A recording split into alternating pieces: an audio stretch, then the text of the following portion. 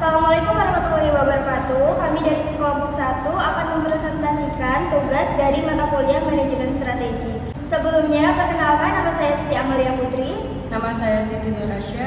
Nama saya Nur Juliarni. Nama saya Zahira Eka Putri.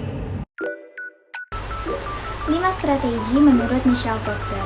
Menurut Michelle Porter, terdapat 5 strategi utama yang dapat digunakan perusahaan untuk bersaing, yaitu yang pertama strategi kepemimpinan biaya atau cost leadership, yang kedua yaitu strategi diferensiasi atau differentiation, yang ketiga yaitu strategi fokus atau fokus, yang keempat yaitu strategi biaya rendah fokus atau cost fokus, yang kelima yaitu strategi diferensiasi fokus atau differentiation fokus.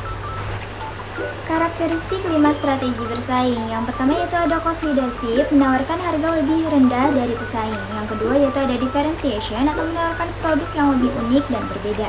Yang ketiga yaitu ada fokus, menargetkan segmen pasar tertentu. Yang keempat yaitu ada cost fokus atau biaya rendah pada segmen pasar khusus. Yang kelima yaitu ada differentiation fokus atau produk unik untuk segmen tertentu. Sarana-sarana untuk mencapai strategi. Yang pertama tujuan jangka panjang yang berartikan hasil yang ingin dicapai, sedangkan strategi itu cara mencapainya. Adapun jenis ketujuannya, yang pertama keuangan yang berisikan laba, pendapatan, dividen, dan harga saham. Yang kedua ada strategis, yaitu pangsa pasar, kualitas, dan inovasi. Dan yang ketiga harus seimbang. Adapun kesalahan yang harus dihindari, yang pertama ekstrapolasi, yang kedua krisis, yang ketiga subjektivitas, yang keempat harapan tanpa rencana. Dan balanced scorecard yaitu untuk ukur kinerja finansial dan non-finansial.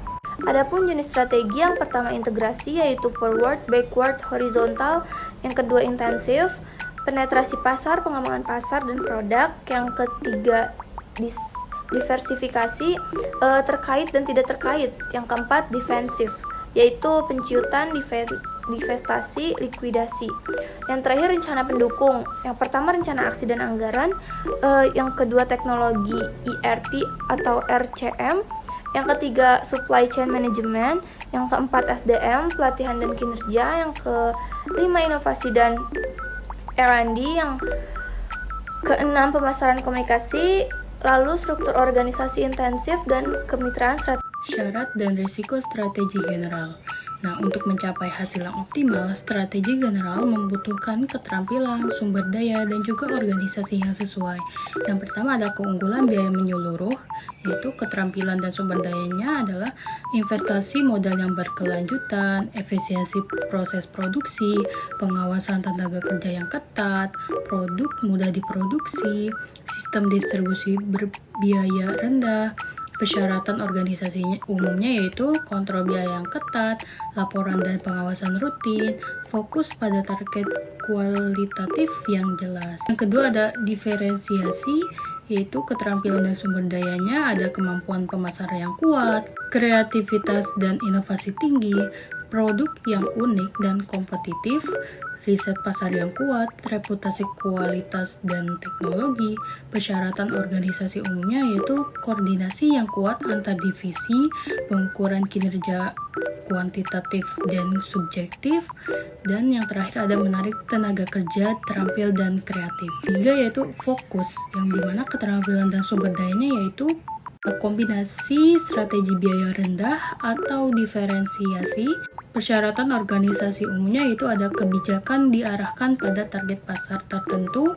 Yang terakhir yaitu fokus pada tujuan dan segmen khusus. Manajemen strategi di organisasi nirlaba dan organisasi pemerintah. Manajemen strategi dalam organisasi nirlaba bertujuan untuk memberikan kontribusi kepada masyarakat atau tujuan sosial tertentu, bukan untuk menghasilkan keuntungan finansialnya saja. Manajemen strategi dalam pemerintahan. Tujuan utama dalam manajemen strategi pemerintahan adalah untuk mencapai efisiensi, efektivitas, dan dampak positif terhadap masyarakat yang dilayani. Ada 5 penerapan strategi pada pemerintahan. Yang pertama, model kebijakan Harvard. Yang kedua, sistem perencanaan strategis. Yang ketiga, manajemen stakeholder. Yang keempat, manajemen portofolio. Serta yang terakhir, manajemen isu strategis. Sekian pemaparan materi dari kelompok kami, kurang lebihnya mohon maaf. Assalamualaikum warahmatullahi wabarakatuh.